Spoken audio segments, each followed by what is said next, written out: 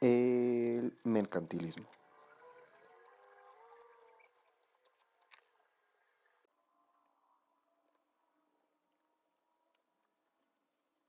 Básicamente el mercantilismo es el movimiento que surge luego de la Edad Media, puesto que la Edad Media rechazaba la acumulación de riquezas y préstamos con interés. A continuación las características. La primera que encontramos es la búsqueda de rutas de comercio. Con ello se refiere a los españoles. Más adelante se explicará. La monarquía. Con la monarquía se refiere a la exploración y conquista. En conquista se refiere a América y África. Interés individual, acumulación de riquezas, mercado, aparición de la moneda, humanismo, con ello es la ciencia y la libertad económica. ¿Pero qué es esto? Bueno, pues existen tres ideas secundarias del tema que son las que impulsaron a los españoles, pero existen dos principales que se refieren a los actos que hicieron. La primera es la exploración. Aquí tenemos a la Niña, la Pinta y la Santa María. Ellos llegaron a América, esto es América, y África, esto es África. Ellos vinieron aquí y acá. Pero sobre el primer punto también tenemos el segundo, que es la conquista. La conquista. Aquí tenemos a un español. Por el otro lado tenemos a un indígena. Y básicamente esto fue lo que ocurrió. Los esclavizaron o los mataron. Ya no están. Ellos están felices, que son los españoles. Y ellos están tristes, indígenas, esclavos, etc.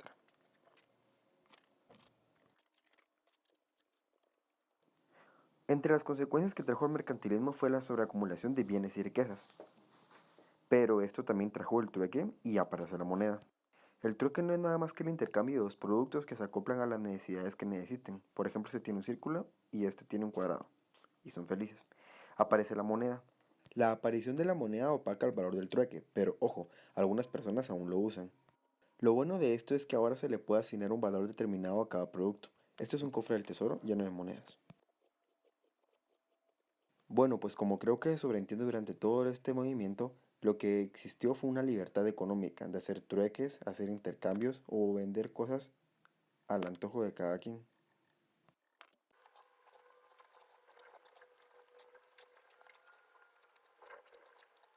Escuelas fisiócratas.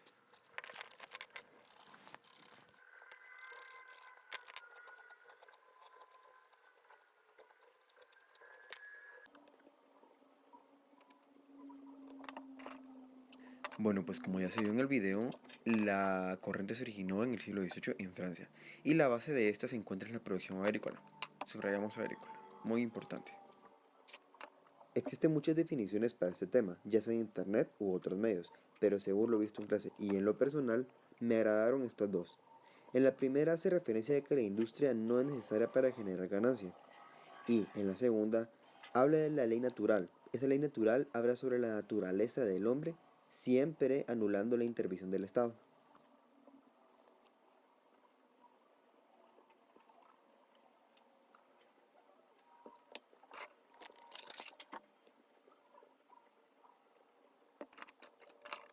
Características.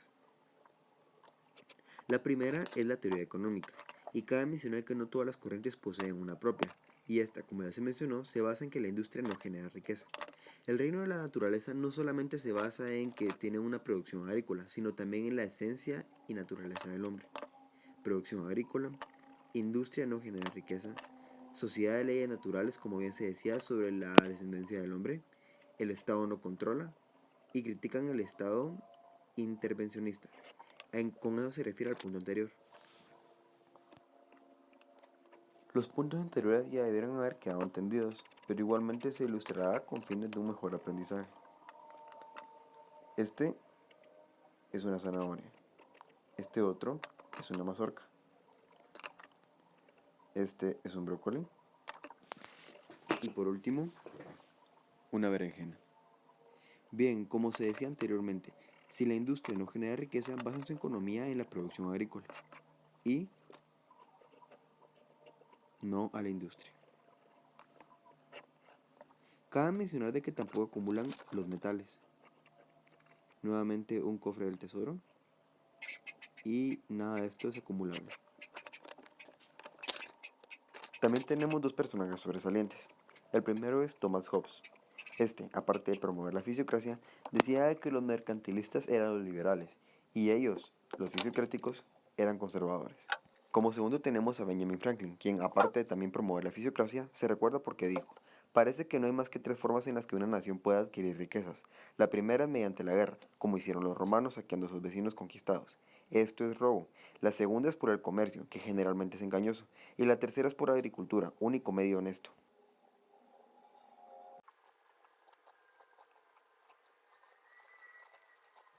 El liberalismo.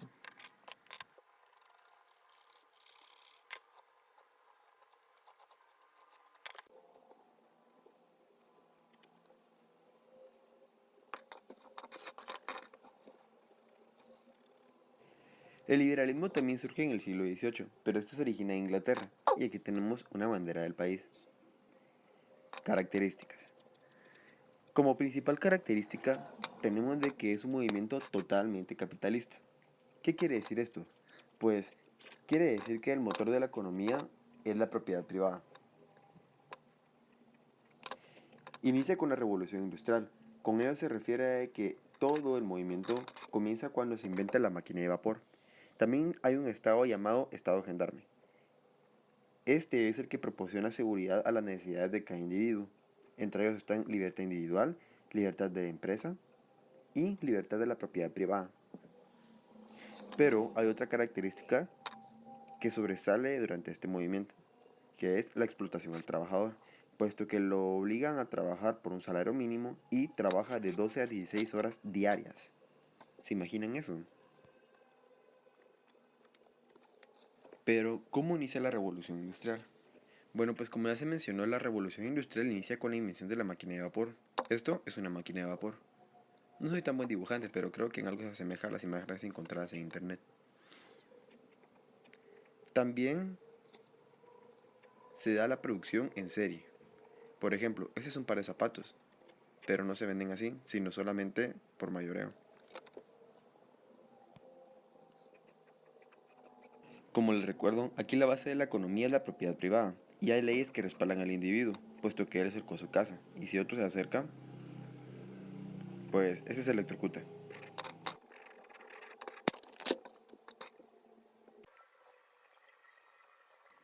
El marxismo.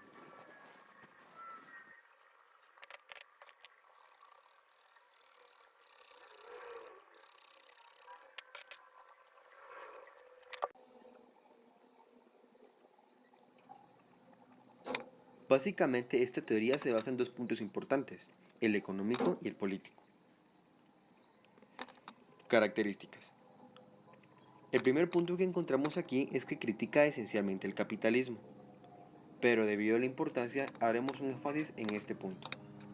La razón de esto es que dicen que el trabajador no recibe el salario completo porque parte que le corresponde a este se va a los dueños de las empresas. El dibujo trata de explicar cómo un dueño de empresa está por encima de los demás trabajadores. El segundo punto es que la sociedad planifica economía socialista, puesto que no puede estar uno bien si los demás están mal, sino todo debe estar bien. El tercer punto son las falsas necesidades, en donde hacemos referencia a la tecnología.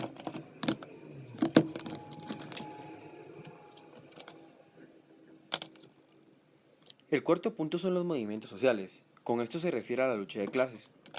Esto quiere decir de que todos los ciudadanos querían una igualdad común, no querían que unos estuvieran por encima de otros. El siguiente punto es donde critican la dictadura del proletariado. He ahí el plan económico. Este era que el Estado controla las etapas de producción y distribución. Pero, ¿de dónde vienen todas estas ideas? El oyente supone que hay un personaje que influyó a que todos pensaran de tal manera, y ahí es donde entra Karl Marx. Él se basó en cuatro puntos importantes ya mencionados anteriormente: la lucha de clases, la crítica al capitalismo, el concepto de ideología y el concepto de socialismo. Y aquí nuestro personaje, Karl Marx.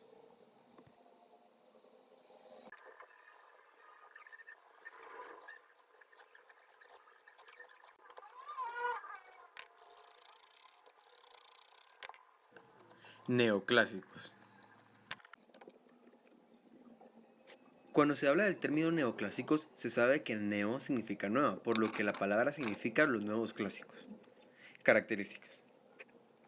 La primera es esencialmente lo que significa esta corriente.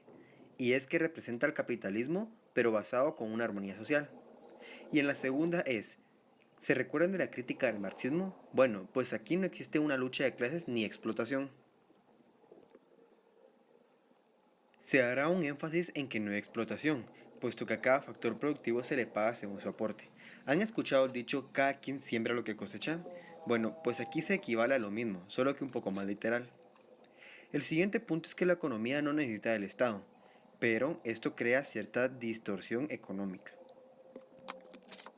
Luego de ver estas características, se han de estar preguntando, bueno, ¿y esto no está retomando los conceptos económicos de Adam Smith? Y la verdad es que sí. De hecho, el nombre de la corriente proviene más o menos por donde mismo. Cabe mencionar que pese a la importancia en las ciencias económicas de Adam Smith, no solamente era un economista, sino que sus intereses también abarcaban la ética, filosofía política, jurisprudencia, literatura y lingüística, entre otros. A continuación se explicarán de una mejor manera las características mencionadas anteriormente. Bueno, pues como se sabe, era un sistema tipo capitalista, pero cada quien realizaba su oficio en armonía con los demás. Era un tipo de bienestar social. El bienestar social se le llama al conjunto de factores que participan en la calidad de vida de las personas de una sociedad y que hacen que su existencia posea todos aquellos elementos que dan lugar a la satisfacción humana. En los dibujos se encuentra un carpintero, una vendedora de frutas y un empresario, que como ya se mencionó, trabajan en un sistema capitalista. Supongamos que al primero se le dan $10 por hora, a la segunda $8 por hora y al último $20 por hora. Es ahí donde se dice que a cada factor productivo se le paga según su aporte.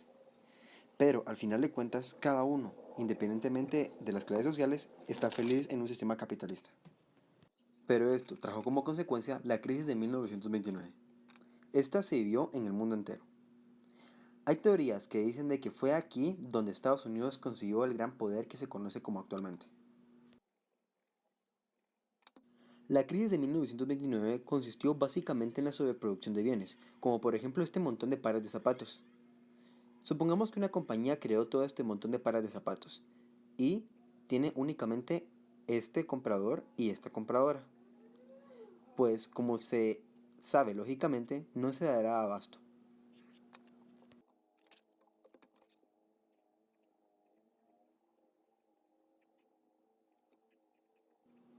¿Recuerdan a nuestro amigo el carpintero y a nuestra amiga vendedora de frutas? Bueno, pues ¿qué creen? Ellos dos también realizaron la misma acción, sobreproducción de bienes materiales. Y como consecuencia no tenían compradores, pero tenían demasiado producto. Claro, estos solo son ejemplos pequeños. ¿Se imaginarán cómo estará nuestro amigo el empresario?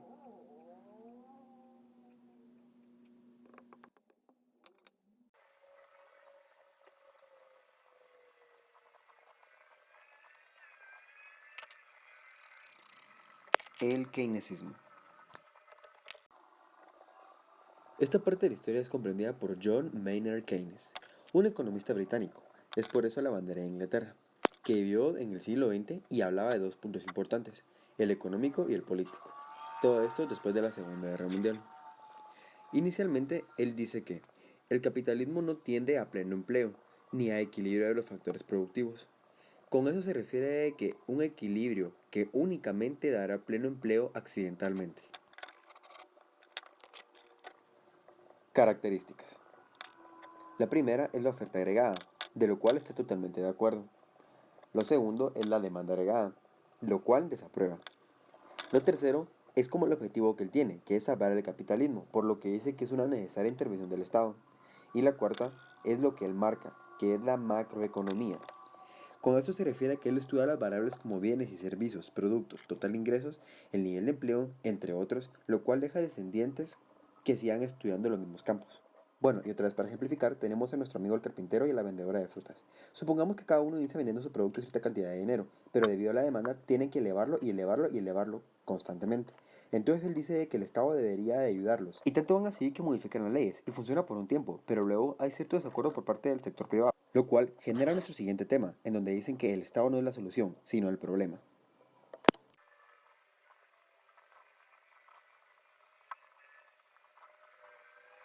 El neoliberalismo.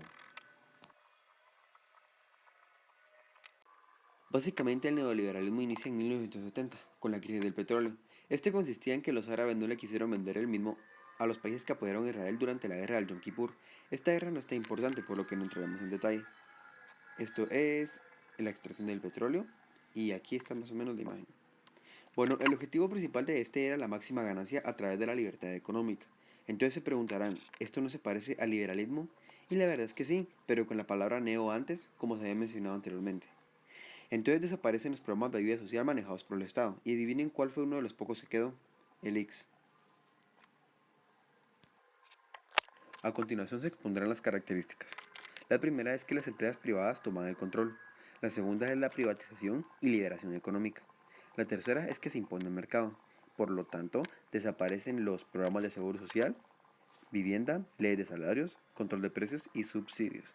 Con ello se darán cuenta de que lo que predominaba era lo privado. Por lo tanto, las necesidades sociales no cuentan. Pero, ¿por qué ocurre esto? Bueno, pues hubieron dos factores que lo provocaron. La excesiva intervención estatal y que el Estado perturba las leyes del mercado. Un claro ejemplo podría ser que, ¿recuerdan a nuestro amigo el carpintero? Bueno, pues él solo ya no se daba abasto con todas las sillas, por lo que contrató a alguien más, pero tenía que pagarle un salario mínimo, horas extra y no tenía que trabajar más de cierta cantidad de horas, por lo tanto no estaba feliz, sino enojado con el Estado. Y aquí también tenemos un personaje sobresaliente, llamado Milton Friedman. Él decía que el consumo a un periodo dependía exclusivamente del ingreso permanente, es decir, del ingreso a largo plazo.